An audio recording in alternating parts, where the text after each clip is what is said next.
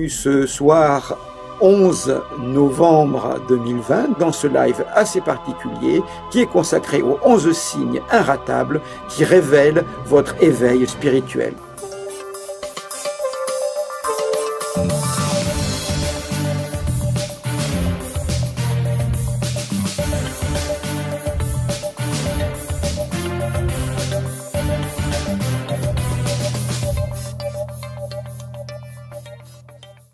C'est assez rare que j'emploie le mot spirituel parce que c'est un mot, vraiment un mot brouette, que ceux qui viennent en formation régulièrement, même ceux qui suivent les lives, savent que je n'emploie pas facilement parce que le mot spirituel est quelque chose aujourd'hui de totalement dévoyé pour la plupart des gens. Dès que l'on dépasse le niveau émotionnel, on est dans le spirituel. Vous savez, si on fait une pyramide des plans, que vous retrouvez dans pas mal de mes bouquins, vous avez tout en bas le physique et l'intellectuel, vous avez au-dessus l'émotionnel par rapport à soi et par rapport aux autres, et au-dessus de ça, c'est ce que certains vont appeler spirituel. En mentalisme, on appelle ça simplement mental supérieur, mental inférieur. Mental de l'illusion, les peurs, les croyances, c'est le mental supérieur des capacités.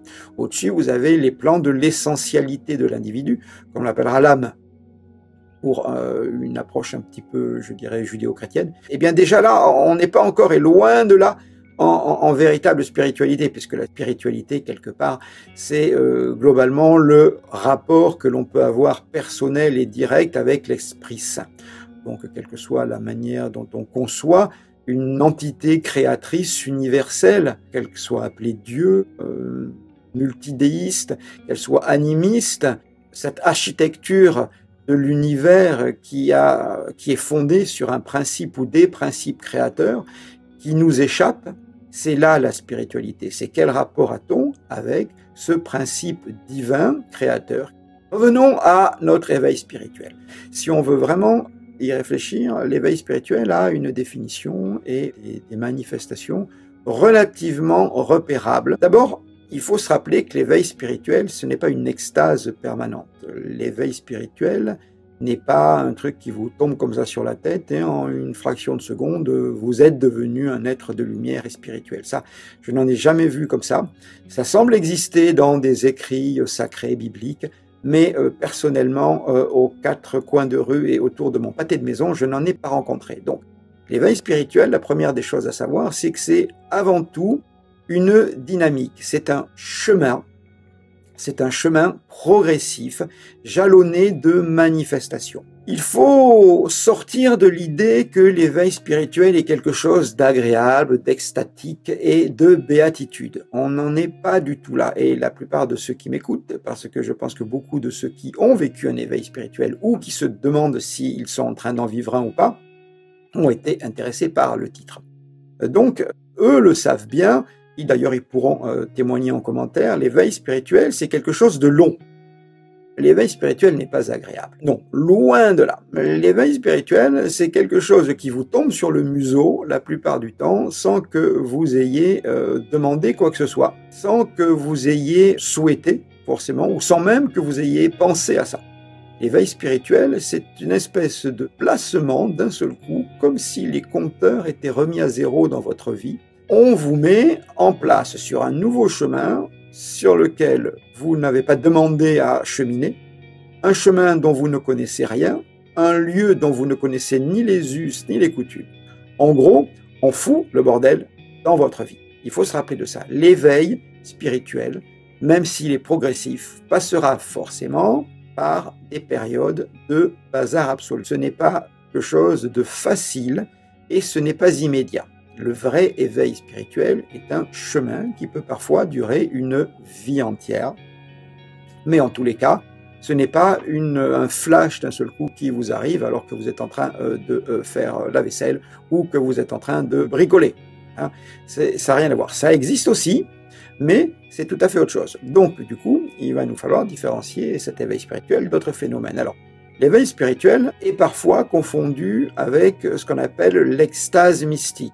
C'est, pour ceux qui l'ont vécu, un moment particulier de votre vie dans lequel d'un seul coup vous êtes envahi d'une chaleur immense qui souvent part du plexus et vous êtes d'un seul coup envahi d'une vague de bonheur absolu et total d'amour total, de béatitude pour le moindre brin d'herbe, une espèce de bonheur inconditionné pour absolument tout, qui monte en vous.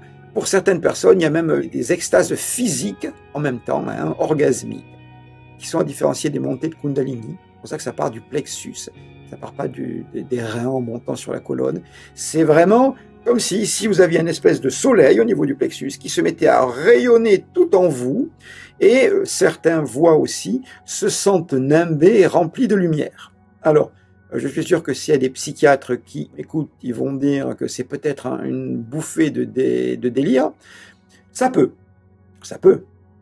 Il ne faut pas enlever les possibilités psychopathologiques de toute manifestation, de tout état. Dès qu'on a un état différent, on ne peut pas enlever l'éventualité d'un problème psychopathologique. Mais c'est quand même relativement rare. La plupart du temps, ce sont vraiment des extases mystiques. Alors, est-ce que l'extase mystique montre que vous êtes sur un chemin d'éveil spirituel? Pas forcément. Par contre, il n'est pas rare, lorsque vous êtes sur le chemin, d'avoir ces extases. Oui, vous pouvez avoir cette espèce de bouffée mystique qui vous met en lien avec autre chose. Et cette autre chose, très souvent, c'est une énergie que beaucoup appelleront dans les théories actuelles la source. Quel que soit le nom qu'on lui donne, c'est le concept qui importe.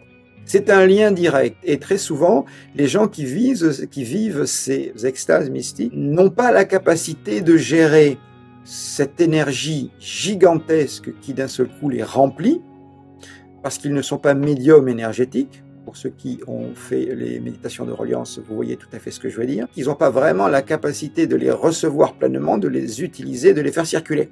Ils sont un petit peu brûlés parce que trop de lumière. C'est la même énergie qu'on travaille en méditation de reliance, sauf que là, elle est transformée, elle passe par un prisme qui permet d'en concevoir, par un principe ternaire, la multiplicité et l'unité. Il y a aussi autre chose qui est souvent confondu avec l'éveil, c'est une espèce d'illumination ou des illuminations comme ça d'un coup, comme des éclairs. On se sent connecté à tout en une fraction de seconde. On a tout un ensemble d'idées, de solutions, d'informations qui défilent et puis plop, ça s'arrête. Cette espèce d'illumination, cette espèce de connexion immédiate, instantanée, non volontaire, en tout cas consciemment, avec les champs informationnels, qui s'appelle une illumination, un eureka, une épiphanie, sont pas forcément non plus symboles d'éveil spirituel. En revanche, lorsque vous êtes sur un chemin d'éveil spirituel, il est courant que vous en ayez. Et troisième chose, attention, il ne faut pas confondre non plus une espèce de pré-dépression ou un état nostalgique ou même carrément dépressif qui vous amène à prendre conscience pleinement de la vacuité de votre vie ou de vous voir plonger dans un nihilisme que ne renierait pas Nietzsche. Nihilisme, c'est-à-dire quelque part se sentir le néant dans le néant. C'est pas non plus forcément un éveil spirituel. Et d'ailleurs, ces crises de nihilisme où on se sent être le néant mais on se sent dans le néant aussi, c'est un des problèmes que rencontrent régulièrement les méditants qui sont mal accompagnés ou ne sont pas accompagnés. Si on revient un petit peu à l'histoire, l'histoire de plusieurs siècles en arrière, on se rend compte que les techniques de méditation n'étaient en général pas enseignées au vulgaire, à l'homme de la rue, au vulgum pecus, parce que ces techniques de méditation n'étaient pas particulièrement secrètes ou n'étaient pas particulièrement difficiles. S'asseoir en zazen pour simplement être le vide, c'est pas difficile. C'est relativement simple. Vous allez me dire, c'est une simplicité très difficile à atteindre. Certes, je vous le concède, mais ce n'est pas si difficile que ça. C'est s'asseoir et laisser passer les pensées. Voilà, c'est ça zazen. Lorsqu'on parle de vipassana, c'est s'asseoir et scanner les sensations qu'on a en haut de la tête, l'air sous le nez. Enfin, focaliser son attention sur un point pour pouvoir être le tout. Le vrai problème, c'est qu'elles ouvrent chez l'individu qui les pratique tout un ensemble de perceptions, tout un ensemble d'émotions, tout un ensemble de prises de conscience. Et c'est là où ils avaient bien compris à l'époque, les prêtres, les moines, puisqu'ils accompagnaient l'enseignement de la méditation par des techniques de travail d'énergie interne, un accompagnement, on dirait aujourd'hui avec un grand mot, un coaching de vie. Et c'était bien nécessaire parce que souvent celui qui médite ouvre des portes derrière lesquels il va trouver des choses dont il n'a pas le sens.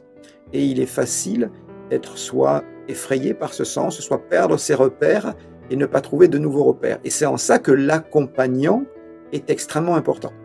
Et c'est pour ça qu'on va se retrouver aujourd'hui avec des gens qui pratiquent plus de la relaxation que de la méditation. Jusque-là, il n'y a pas de souci, mais dès qu'on commence à toucher à de la méditation réelle, il est extrêmement important, à mon sens et d'expérience, d'être accompagné par quelqu'un qui est sur le chemin. Puisque, comme disait Confucius, pour montrer le chemin, il faut être sur le chemin. Parce que c'est lui qui pourra vous donner un sens à ce que vous voyez, percevez, et vous aidera à rester, je dirais, sur le chemin. Et pas tomber dans les risques de l'extase ou du néant. Non pas dans un éveil spirituel, hein, loin de là, mais dans une espèce de refuge.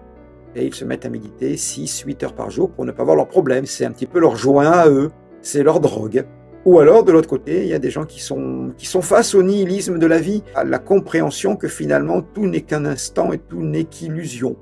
Et ils ne savent plus comment continuer à se créer une illusion facilitante et une illusion qui leur donne envie de continuer à vivre et de continuer leur chemin. Et c'est à ce moment-là où va se décider d'ailleurs l'éveil spirituel ou pas.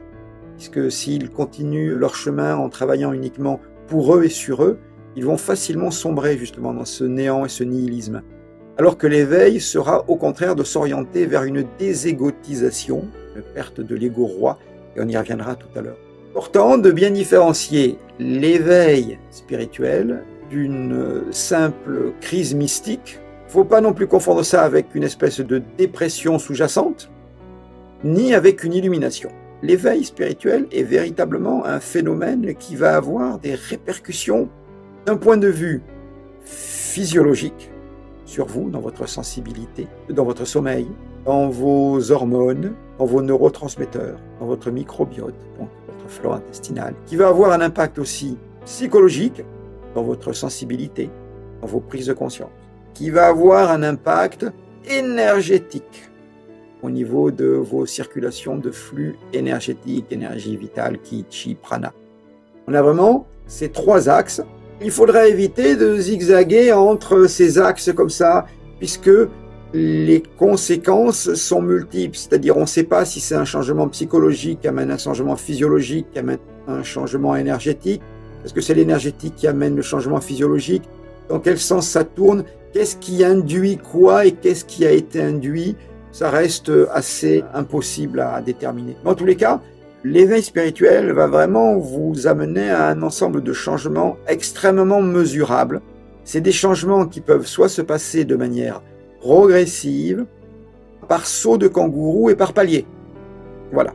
Ce qui est important de comprendre, c'est que il y a aujourd'hui, à ma connaissance, aucune étude clinique qui soit suffisamment ouverte d'esprit et suffisamment sérieuse scientifiquement pour valider le cursus, je dirais, le cheminement de ces modifications.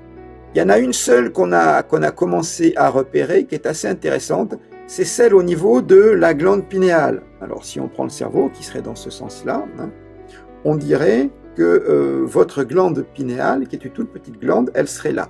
Ici, vous avez l'avant du cerveau, les yeux sont par là, hein, les yeux par là. La glande pinéale serait ici, juste là.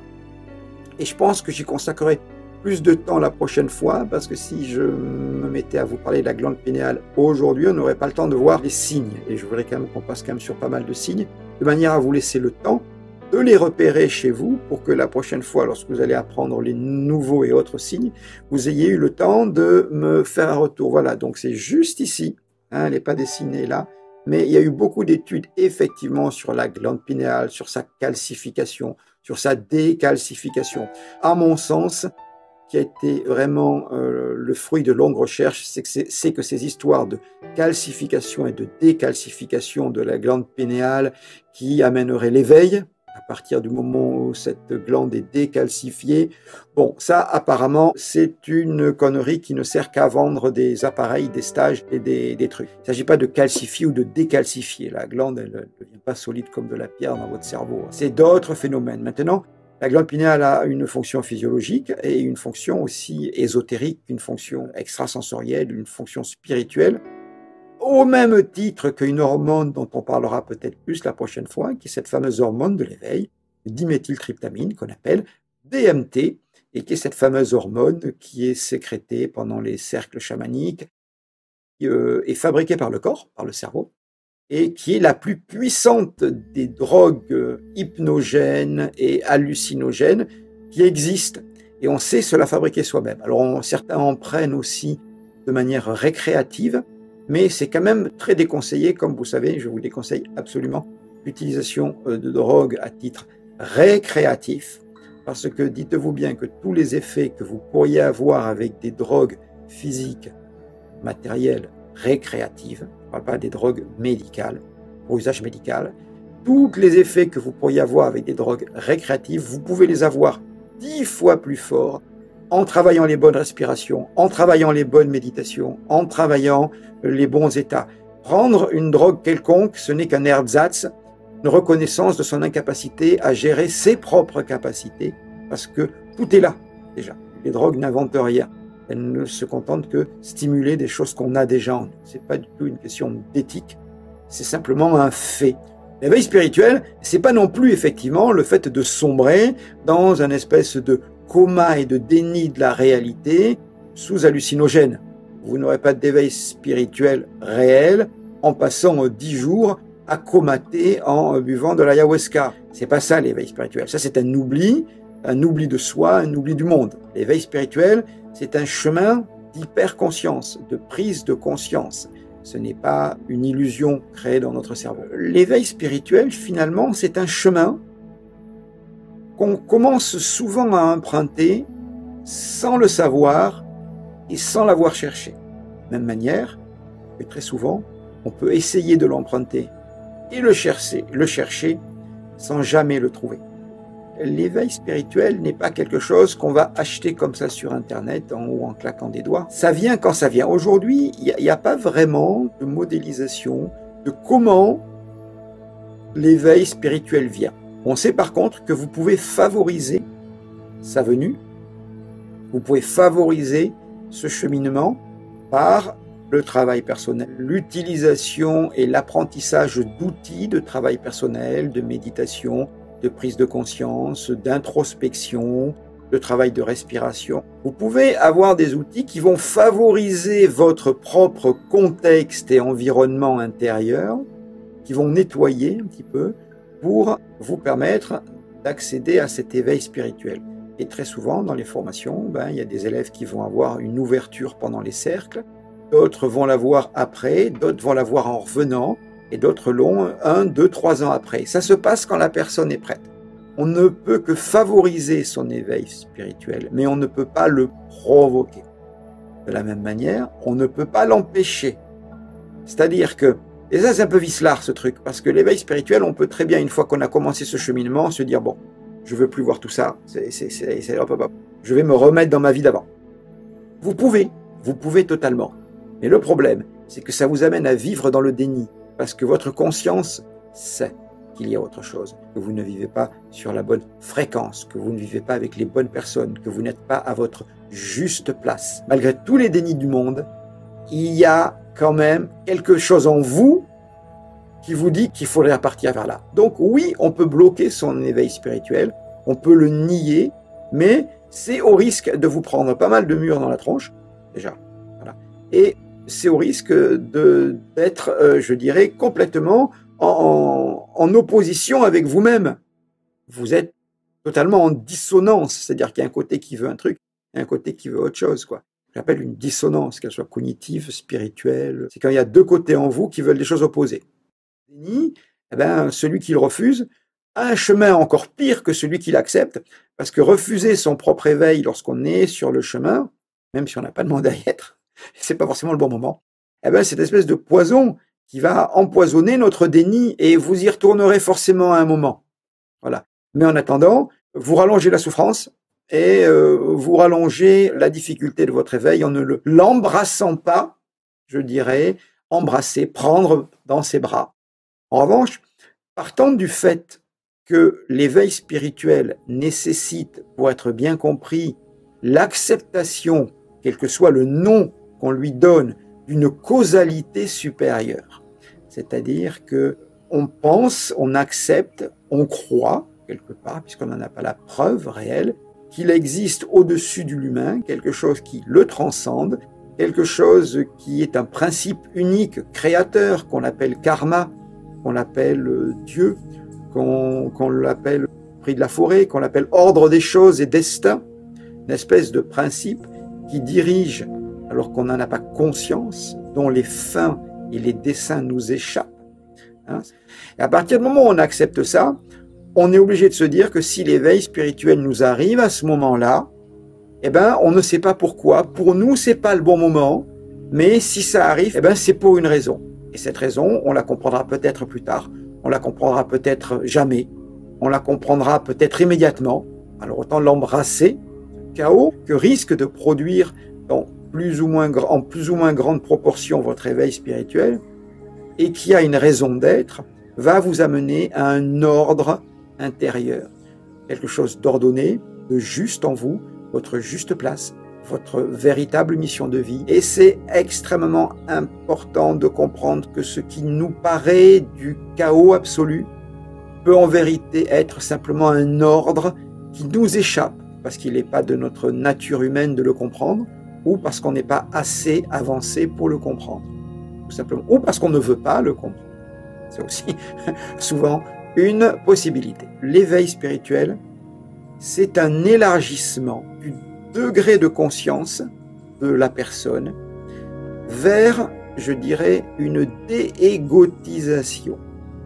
Alors, l'ego, on le considère simplement comme la vision qu'on a de soi. Voilà la définition de l'ego. On ne va plus travailler et centrer notre vie sur l'ego, sur nous, sur moi, sur je fais ça, mais qu'est-ce que ça m'apporte, qu'est-ce que ça me coûte.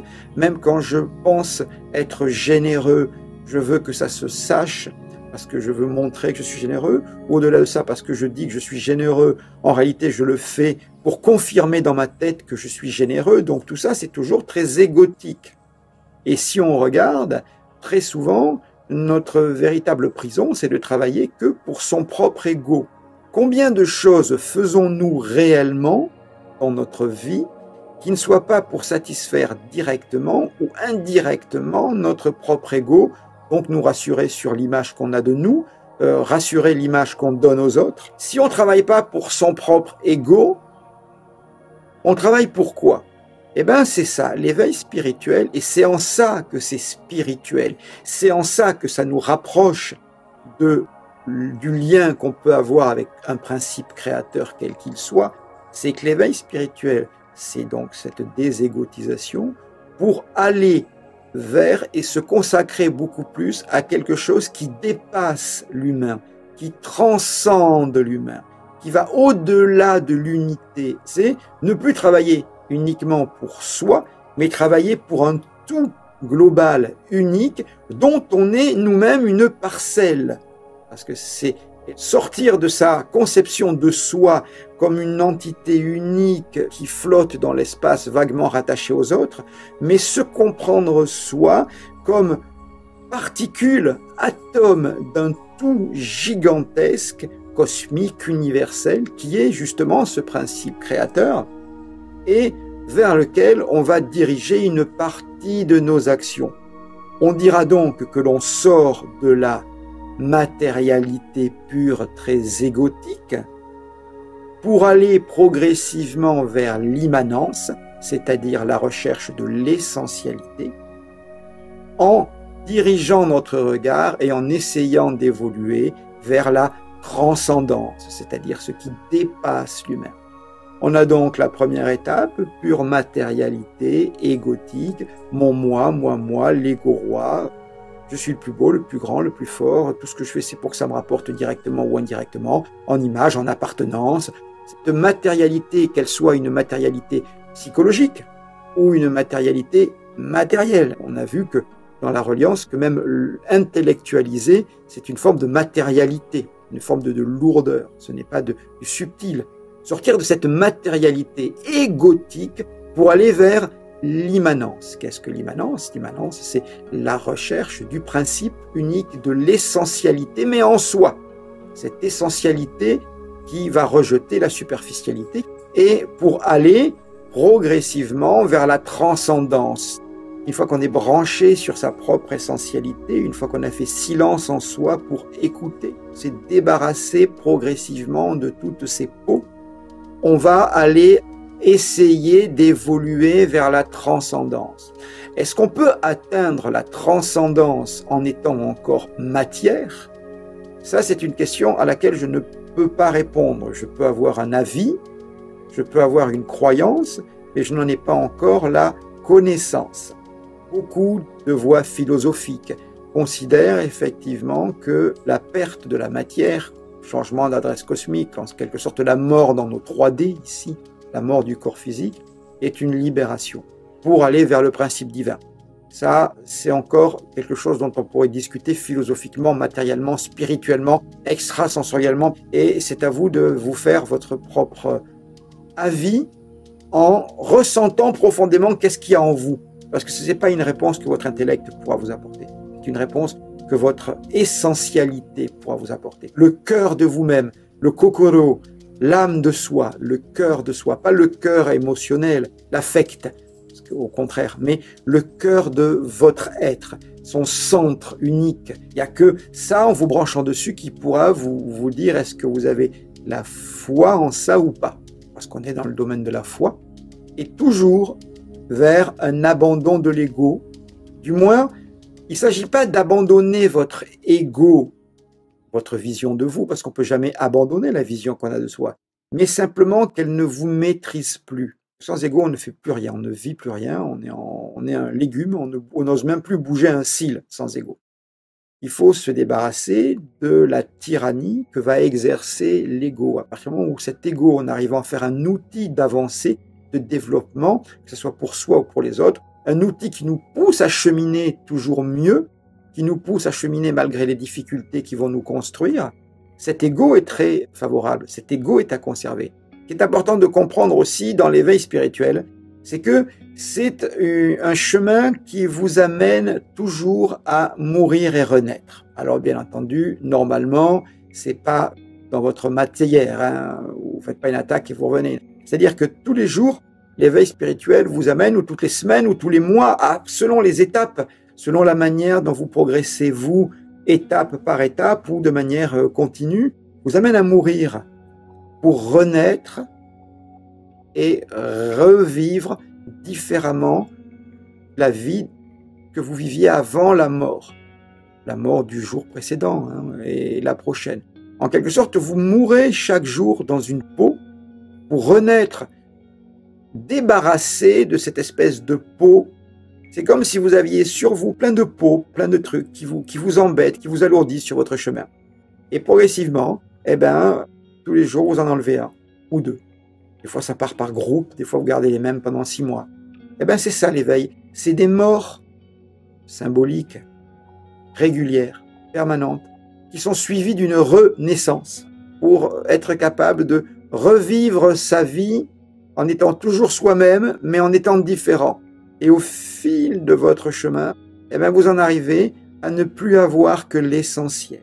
Tout en sachant, et là, je le précise, il faut faire extrêmement attention à ces périodes. Parce que ces périodes d'éveil spirituel sont des périodes d'énormes questionnements. Ce sont des périodes d'énorme isolement de l'individu. Je n'ai pas dit solitude, j'ai dit isolement, de recherche. Et là, bien évidemment, de déséquilibre. Et c'est un moment délicat parce que on peut facilement, dans ce cas-là, tomber sur des groupuscules plus ou moins bien intentionnés, du moins intentionnés dans quelque chose qui va aller dans votre sens ou quelque chose plutôt qui va aller dans leur sens à eux, et qui vont vous embarquer. Alors en général, ça commence par du love bombing, c'est-à-dire que tout le monde vous aime, on vous accueille, on partage avec vous les mêmes expériences et on vous aime.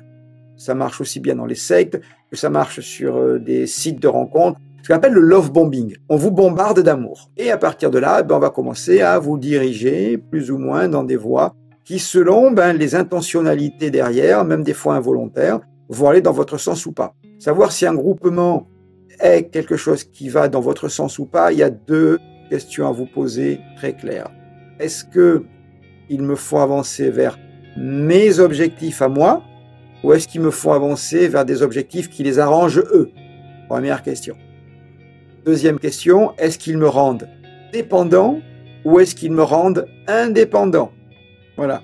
Si le groupement vous fait avancer vers des objectifs qui sont les vôtres en vous rendant indépendant, vous savez que vous avez de bonnes chances d'être avec des gens sincères. Si, à l'inverse, ils vous font avancer vers leurs propres objectifs en vous rendant dépendant, vous fuyez au plus vite parce que vous êtes face à une secte ou un groupement qui ne vous fera pas du bien, que ce soit volontairement ou involontairement. Et là, j'enlève la notion financière parce que si vous appartenez à un groupe, quelque part, il y a des structures à payer, etc. C'est pas parce qu'un groupe vous demande de l'argent qu'il est forcément mauvais. C'est pas parce qu'un groupe vous fait des choses gratuites qu'il est forcément bon. Vous verrez que très souvent, les sectes travaillent toujours avec des choses gratuites. Elles essayent d'accueillir des gens en recherche spirituelle, en début de chemin spirituel, avec plein de soirées gratuites, de conférences gratuites, etc. À l'inverse, quelqu'un qui va vous faire travailler pour vous, sur vous, en vous rendant indépendant, il va vous facturer. Et parce que c'est son métier, parce qu'il en vit, parce qu'il a besoin de faire ses recherches. Donc faites attention, n'associez pas demande d'argent à secte, c'est l'inverse. Souvent, rappelez-vous que rien n'est gratuit, ou presque. Si j'ai fait ce petit aparté, c'est parce que les sectes sont à ce moment de vie d'une personne en recherche et en début d'éveil, sont souvent présentes parce qu'elles laissent leur filet tendu. Elles ont juste à proposer des conférences sur des sujets qui, habituellement, sont source de questionnement pour la personne qui commence son chemin et qui, justement, n'était pas du tout là-dedans. Et quelqu'un qui a 10 ans de pratique de l'ésotérisme, du symbolisme, du développement personnel, qui ça lui tombe sur le museau, il part en cheminement spirituel, il va avoir des bonnes bases pour comprendre ce qui lui arrive. Mais quelqu'un qui n'a jamais touché à ça parce qu'il était passionné de choses totalement différentes, et grand bien lui fasse, et d'un seul coup qui se prend ça sur la tête, il rentre de plein pied dans un univers gigantesque dans lequel il ne connaît strictement rien. Et là, il sera désespérément en recherche de se raccrocher à des bouées de sauvetage qu'il ne trouvera pas auprès de son cercle d'amis habituel, parce qu'en général, qui se ressemblent s'assemblent. Quelqu'un qui n'a aucun intérêt pour le développement spirituel, le symbolisme, l'occultisme, l'ésotérisme, l'hermétisme, va pas être entouré d'amis qui sont là-dedans. À un moment, ils n'auront pas grand-chose à se dire. Ou alors, ça peut être ponctuel. Donc, il va aller chercher là où il peut. Et là, il va tomber sur des conférences gratuites. Après tout, il y va, il risque rien. Hein. Il est quand même assez intelligent pour pas se laisser embobiner. Mais il n'est pas sur son terrain. Il manipule des concepts qu'il ne maîtrise pas. Les règles sont différentes. Du coup, les signes. Alors, les signes inratables, ils n'ont pas besoin d'être tous là pour que vous soyez en éveil spirituel. Vous n'allez pas passer par tous ces signes. De plus, l'ordre dans lesquels je vais vous les citer n'ont strictement rien à voir avec leur ordre d'apparition à l'écran. C'est-à-dire que vous pouvez en vivre certains autres vont pas vivre les mêmes. À partir du moment où ces signes se passent en vous et qu'il y en a plusieurs, vous pouvez vous dire que peut-être alors vous êtes en cheminement spirituel. Tous ces signes sont des signes et des manifestations et des symptômes qui sont difficiles à gérer. Lorsque vous avez un faisceau convergent, c'est un éclairage qui vous permet de creuser un petit peu plus. Voilà. Et vous dire que vous êtes probablement en cheminement spirituel. Donc, premier, le plus connu, le plus classique, c'est un signe qui arrive souvent lorsqu'il y a un grand délai entre une prise de conscience et sa digestion. Et entre cette prise de conscience du néant, une prise de conscience assez nihiliste, et une nouvelle prise de conscience, il y a tout un espace. Cet espace est vide, puisque c'est du nihilisme, c'est du néant. Et ça va vous amener à un état extrêmement spécifique, particulier, qui peut ressembler à une dépression et qui a les symptômes de ce qu'on appelle la dépression fonctionnelle, c'est-à-dire que ça a une fonction. C'est une dépression fonctionnelle longue et non pas une dépression chronique, c'est-à-dire qui est un dérèglement. La dépression fonctionnelle, c'est un état qui peut durer des fois 2-3 heures, mais qui a une fonction chez l'individu. Par exemple, lui permettre de passer en introspection. On trouve ça chez les enfants à haut potentiel. Ils passent par des moments de profonde dépression qui les met en introversion complète. Mais cette dépression, entre guillemets, elle aura disparu dans les 2 heures, dans les 3 heures, dans la journée ou le lendemain. Elle avait une fonction, c'est-à-dire de permettre à l'enfant d'être introspectif et de mettre en place un ensemble de pensées dans ses cheminements cérébraux assez particuliers, puisqu'il est à haut potentiel ou hypermentaliste. Une espèce de dépression donc fonctionnelle, mais là qui peut durer beaucoup plus de temps. Elle peut durer 1 an, 2 ans, 1 mois, 6 mois, 3 ans. Ça s'appelle la nuit noire de l'âme.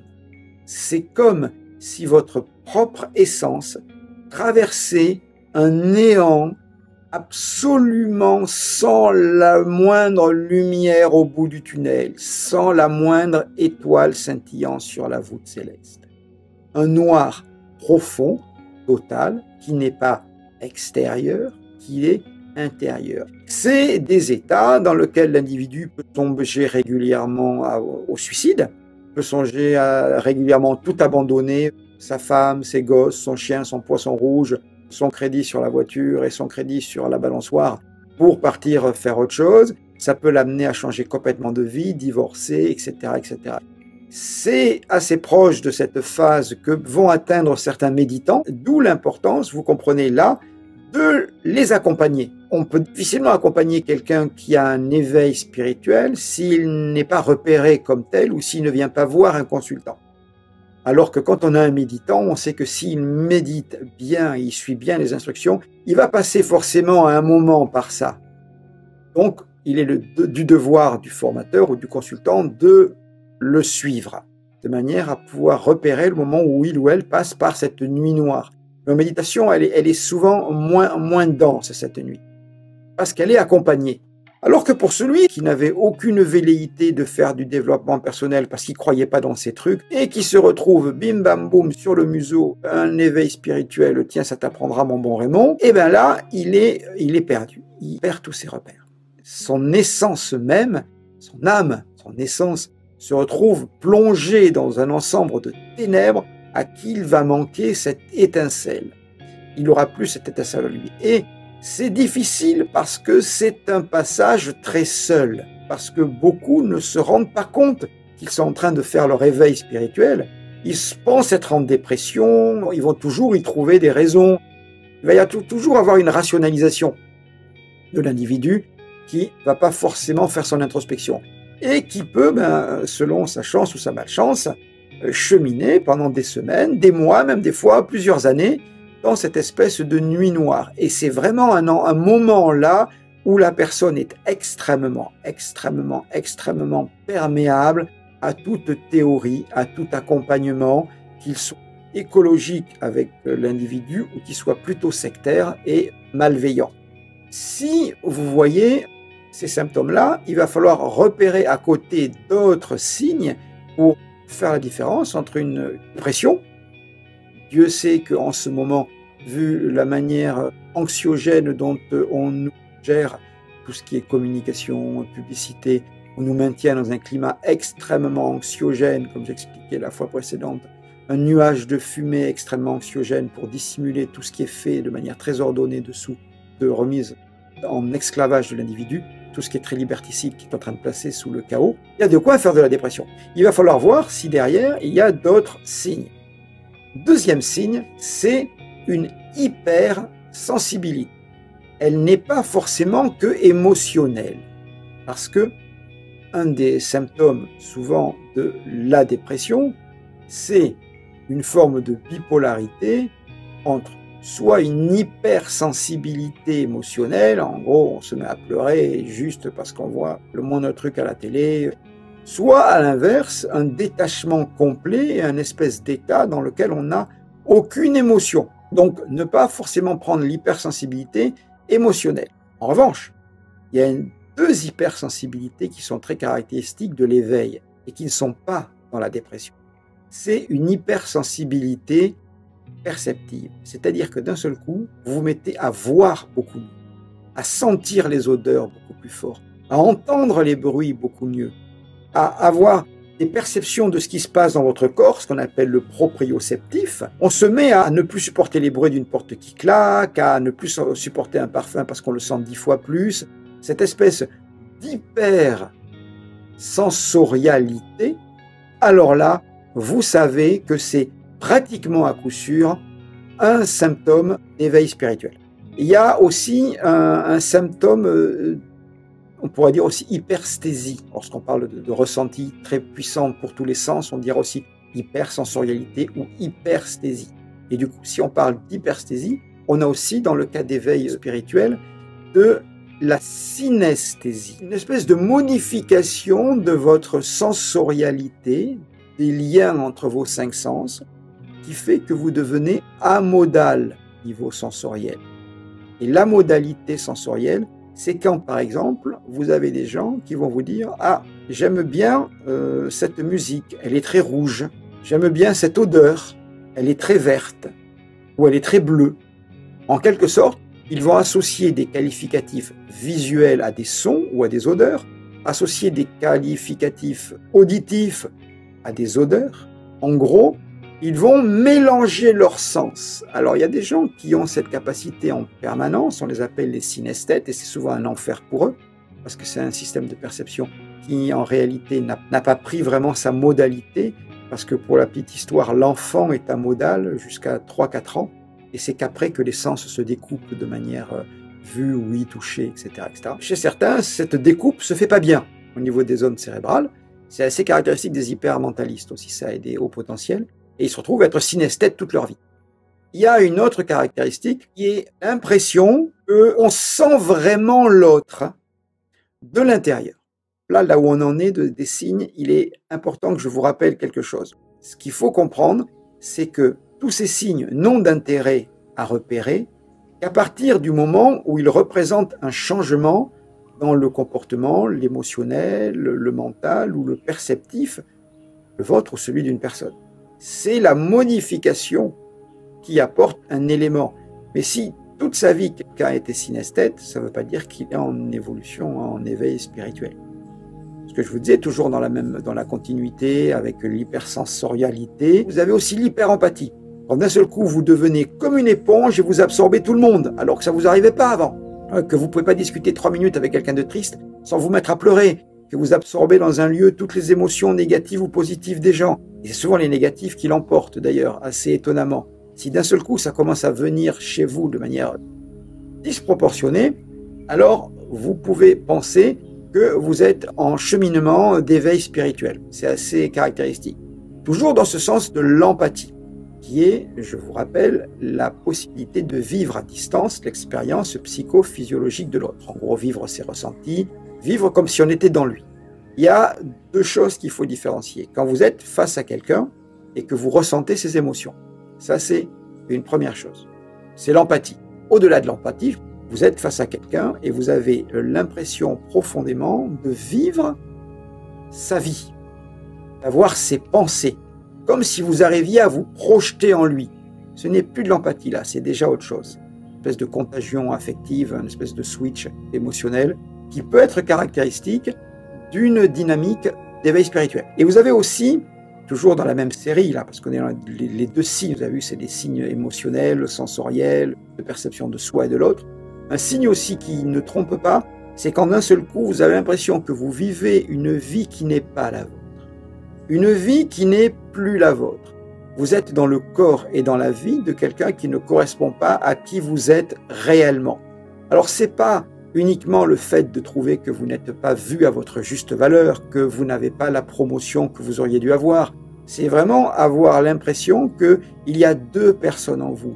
Un étranger qui vit une vie vulgaire et un vrai vous qui voudrait se libérer pour vivre une vie plus dans l'essentialité, une vie plus immanente, une vie plus spirituelle, et que cette personne est prisonnière de l'autre corps. Donc que vous ne vivez pas la vie de la personne que vous êtes réellement. Alors ça, c'est un signe très caractéristique de l'éveil spirituel.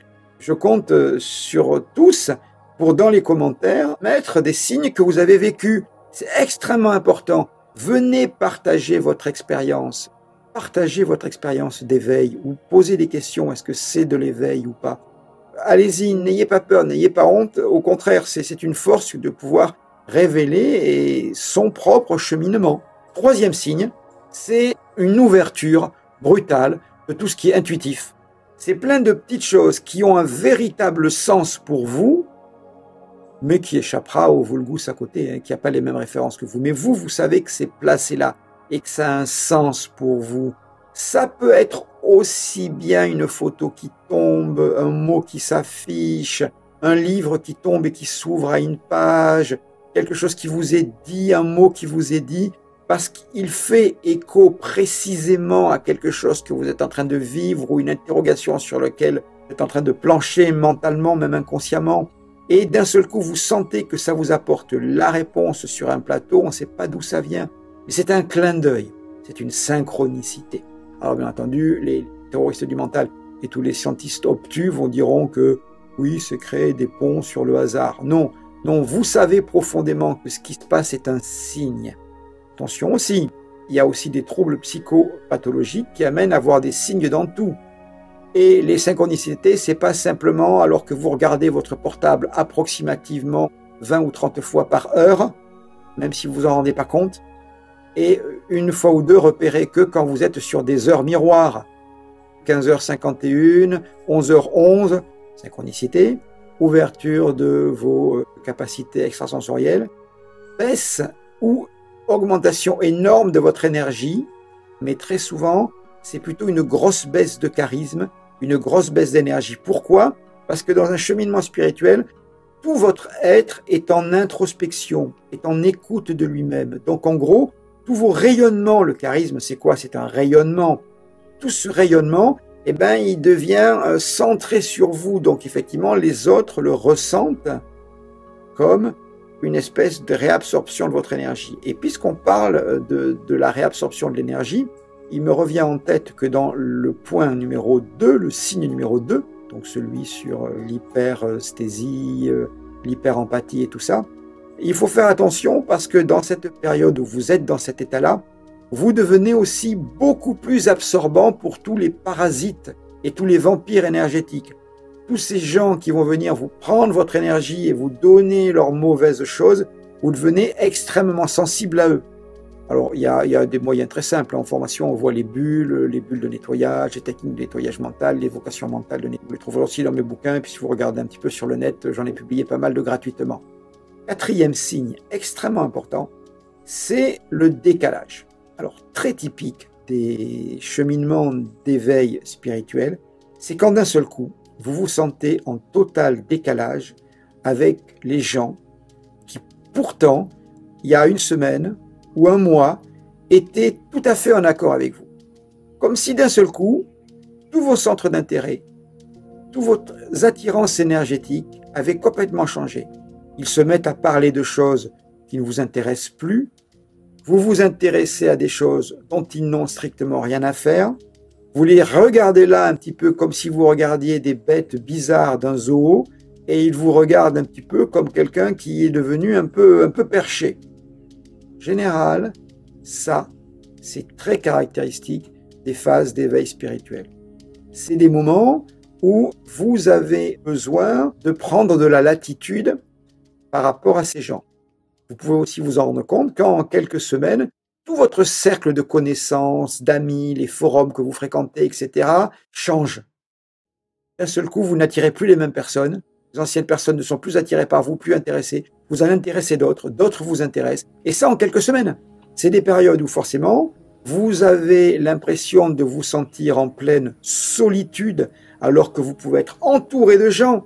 Mais tous ces gens avec lesquels vous étiez en harmonie avant sont dissonants avec votre nouveau vous. Donc effectivement, ils ne remplissent plus ces liens d'appartenance, ils ne vous remplissent plus avec ce ressenti, cette reconnaissance dont on a besoin, c'est le principe de l'appartenance. Vous changez de cercle d'amis, vous changez de fréquentation, et ça très rapidement. Ça peut être un véritable éveil spirituel, à condition que ça ne soit pas parce que vous êtes embarqué dans une secte. Si vous avez ces ressentis, sans pour autant être dans l'endoctrinement, vous vous sentez attiré par d'autres sources de connaissances, d'autres personnes. La plupart du temps, dans cette phase-là, vous allez avoir besoin de vous isoler pour mieux écouter en vous et vous comprendre, pour faire silence en vous et écouter ce qui se passe. Et pour ça, vous allez avoir besoin de vous ressourcer, besoin de connexion avec autre chose, que ce soit une connexion avec un grand tout, que ce soit un besoin de méditer, que ce soit même marcher dans la nature, c'est méditer. Vous allez avoir des besoins d'apprendre de nouvelles choses et des choses qui avant ne vous intéressaient pas. On trouve souvent dans les signes associés dans ce style-là la prise de conscience et le besoin de réaliser ses rêves. Alors je ne suis pas d'accord en ce qui me concerne pour caractériser ça comme un signe d'éveil spirituel. Il suffit d'être dans une grande phase de lucidité de sa vie et se rendre compte que, comme disait Confucius, on a deux vies et la seconde commence quand on réalise qu'on n'en a qu'une. Se rendre compte à un moment que on est à une étape de sa vie et qu'on ne l'a pas vécu et qu'on a envie de faire autre chose. C'est-à-dire réaliser ses rêves, voyager, faire de la musique, avoir une maison. C'est pas un éveil spirituel. Pour moi, ça n'en est pas. Donc, je ne le mettrai pas dans les signes. S'il vous plaît, en commentaire, expliquez-moi comment a été votre éveil spirituel. Comme à l'habitude, si vous avez aimé, vous dites j'aime. Si vous avez adoré, vous dites j'adore. Si vous n'avez pas aimé, vous fermez vos gueules. Voilà, c'est comme ça. Oh, vous pouvez le dire aussi, vous inquiétez pas, hein, on n'est pas sectaire. J'effacerai les mauvais commentaires. Je vous remercie. Très bonne soirée, très bonne nuit et à très vite.